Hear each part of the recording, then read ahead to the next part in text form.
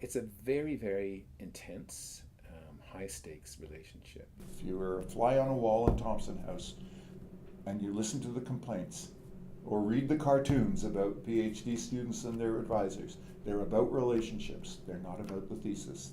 It's very easy to feel disconnected as a graduate student if they have a hard time getting in and out of McGill, if they have childcare duties. And each student had a different problem. Sometimes it was that English was a second language. Sometimes it was just that they were nervous.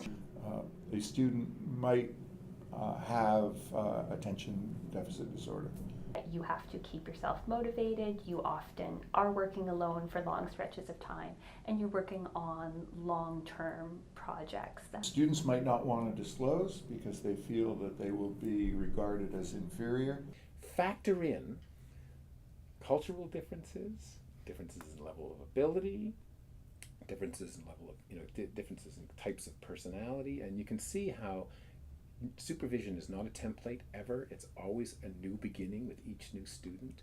And then with each new student, you need to be able to, in a sense, step back from all you know and all you've come to understand to help them do that as well. I could video their presentations and they could watch and listen to their own talk, and that would be a way for them to improve how they do it.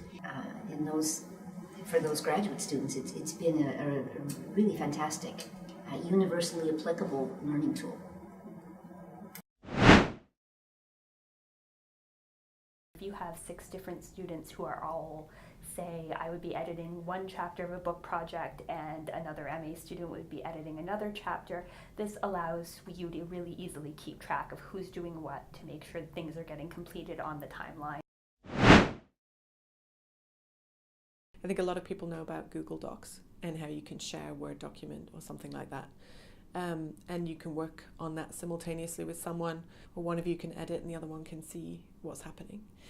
But another tool that I really like is called Workflowy, and basically it allows you to create lists and prioritize within those lists. So you can kind of have bullet points, and then within those bullet points you would then create other lists. So it's really great for a really big project or a research project where you can create the main ideas and then go into those and break it down into really small steps.